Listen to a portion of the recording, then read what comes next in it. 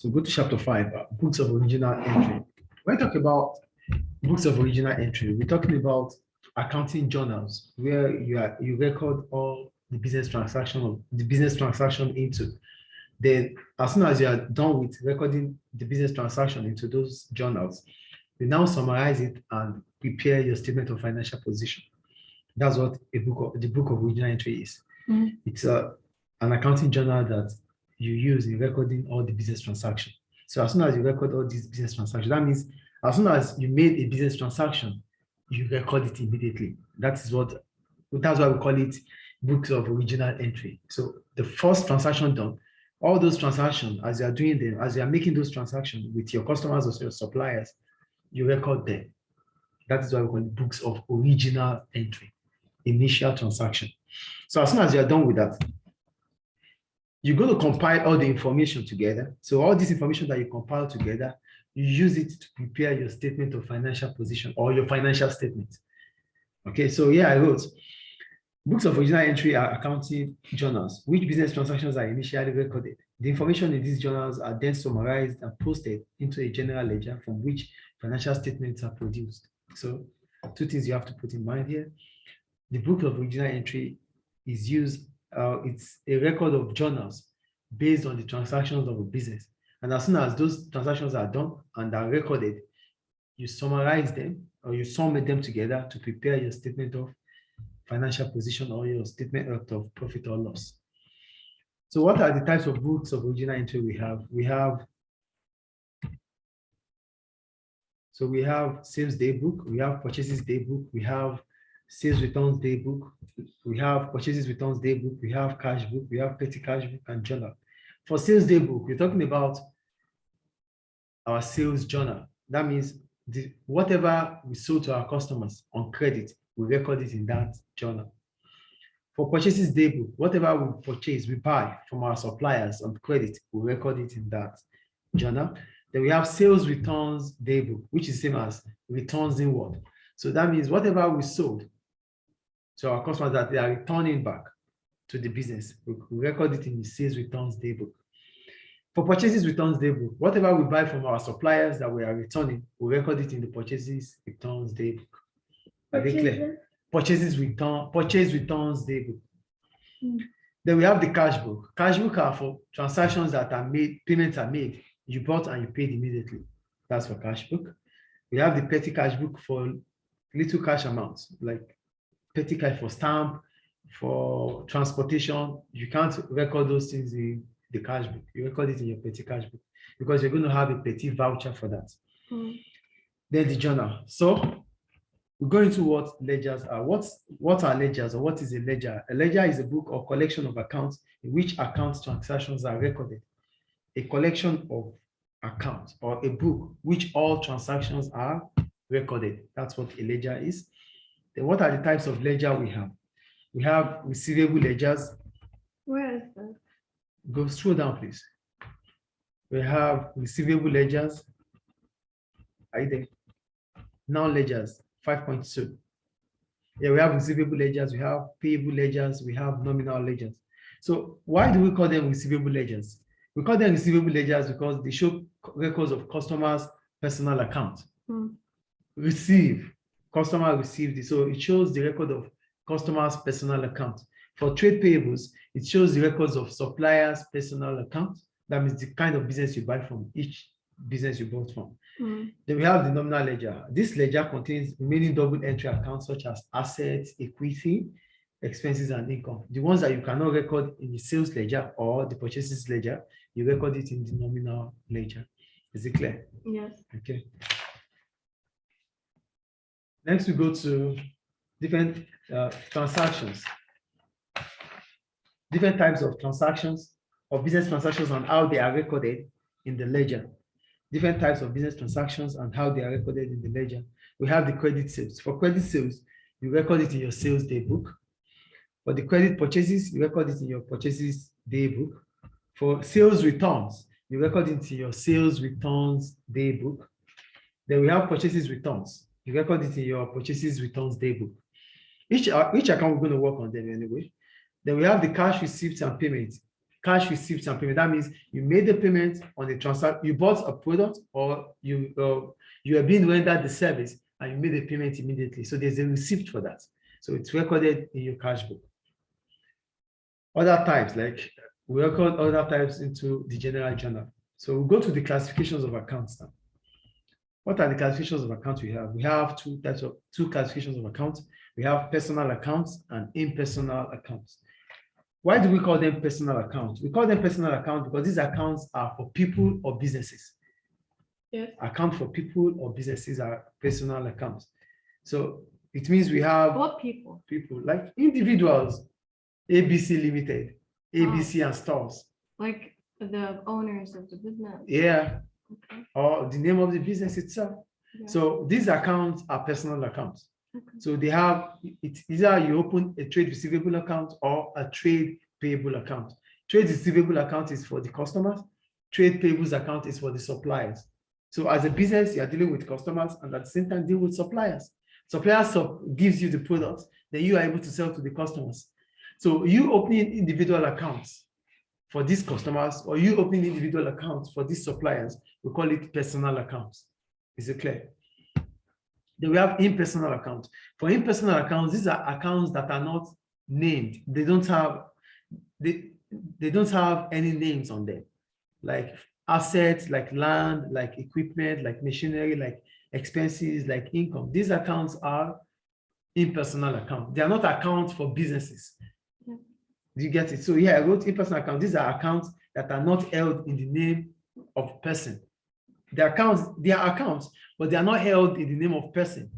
You can't use the name of a business to hold it. It has its own name, like expenses account, motor expenses account, like motor vehicle account. They are impersonal accounts.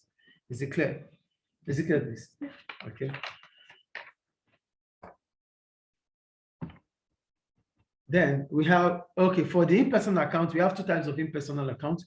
We have real accounts and nominal accounts. For real accounts, these are accounts for all kinds of properties, and for nominal accounts, these are accounts for income, expenses, and equity, which is capital. So we go to purchases invoices. So when we talk about purchases invoices, we're talking about a document sent by the supplier to the buyer, to the business, because the business has purchased or bought on credit. You as a business, SABC, SA Limited, or SA stores, you have suppliers. Whenever you purchase from your suppliers on credit, your suppliers will send you an invoice stating that you took all these products, but still to pay. Do you understand what a purchase invoice is now? It's a document sent by the supplier to the business because the business has purchased or bought on credit. Is it clear? All right. So what are those things that contains the purchase invoice? The date of the invoice, the name of the supplier, that means the business you bought from, the goods net cost, the value of the goods, and the total amount you are supposed to pay to the supplier. Those are the details or items contained in the purchase invoice. So when the purchase invoice is issued, what does a business do? A business will record it in a purchase day book. So now we go to a purchase day book. So for the purchase day book, why do we have a purchase day book? We have a purchase day book because we are bought from different suppliers that we didn't pay. So you bought from supplier A, supplier B, supplier C, supplier D on credit. So you have to compile those lists in what? In your purchases journal or purchases day book. Are you with me? Yes. Whatever you bought on credit, not in cash. When it is cash, that means you made the payments. You record it in your cash book. Okay. So payments made in the cash book is recorded on the credit side of the cash book. Payment you receive from your customers, you record it on the debit side of your cash book. So we are not in cash book case. Are you with me? I'm just citing an example there. But here we're talking about purchase invoice. Purchase invoice has led us to talk about purchases day book, which is the same as purchases journal. So you would have had these invoices because you have purchased from different suppliers on credit. Are you getting me? So the list of those invoices you have, you compile them and put them into the purchases journal or purchases day book. So we have a transaction there. We have the purchases day book for 2016, December 8, are you there? December 8, December 14, December 17, and December 30th. Are you there? Purchases day book, scroll down. Yeah. Okay. 5.6. Is it 5.6? 5.4. Purchases day book, purchase invoice, 5.4. Can you see it? Yeah. This is 5.3. No, I'm talking about purchase invoice. So now I said purchase invoice has led us to talk about purchases day book. So the invoices you get from different suppliers, you compile them and put them into what? An account, which is called purchases journal. So you have to prepare your purchases journal before you start opening account for each supplier. Oh. This is the combination of different businesses that you bought from. You see, they have different names, right? We have Fuller and Sons, we have Cuenco Products, we have A. Lewis, and we have J. Meter. So these are different suppliers that you have purchased a product from on credit. Okay. So now that you've compiled your total journal to be this amount, you now open each account for each supplier. That is what we call trade receivables. You know, I told you earlier that this, whenever a business transaction is done, you're going to have a journal, and as soon as you have that journal, you start preparing individuals' account, which is trade receivables or trade payables. Yes. Trade receivables for the customers, trade payables for the suppliers. So these are the list of the suppliers. So what do you do about them? List, yeah, these are the list of the suppliers. Okay. So these are the list of the suppliers. So what do? There's going to be double entry system for each transaction. So what do we open here? We open the trade. What do we open where? For this is a journal. You need to open a ledger now. This is a journal. You have to open ledger for that personal accounts. You need to open a ledger for each suppliers. So what type of account are we going to open for each customers? We're going to, or suppliers. We're opening a sales ledger. We are opening a purchases ledger for the transactions. So that means we have purchased all these products. So that means trade receivables.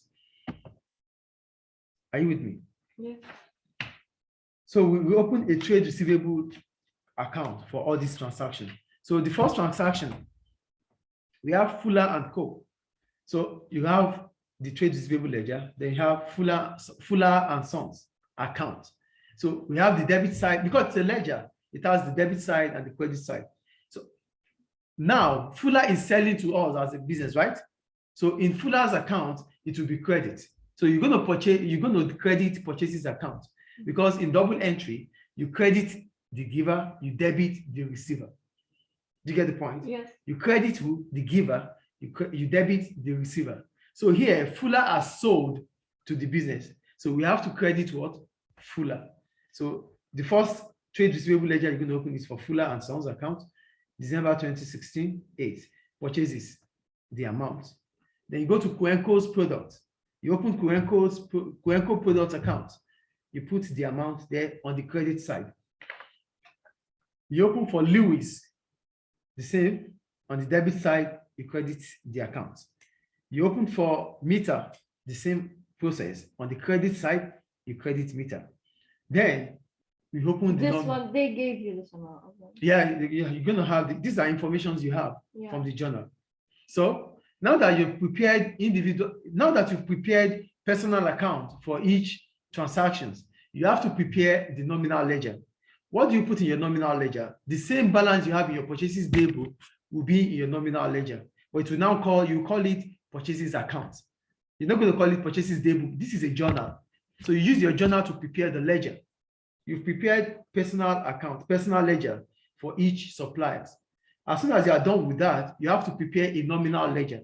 What do you post in your nominal ledger? You post your purchases account, because all these things are purchases. Yes. So in your purchases account, since you have credited all the suppliers, you debit the purchases account. Do you get what I'm saying here? You know, we have double entry. We have the suppliers and the business itself. So the business has received all these products from different suppliers. So the total amount of purchases will be recorded on the debit side of your nominal ledger in the purchases account. That's how we prepare a purchases invoice. Is it clear? Do you have any question about it? No. Okay.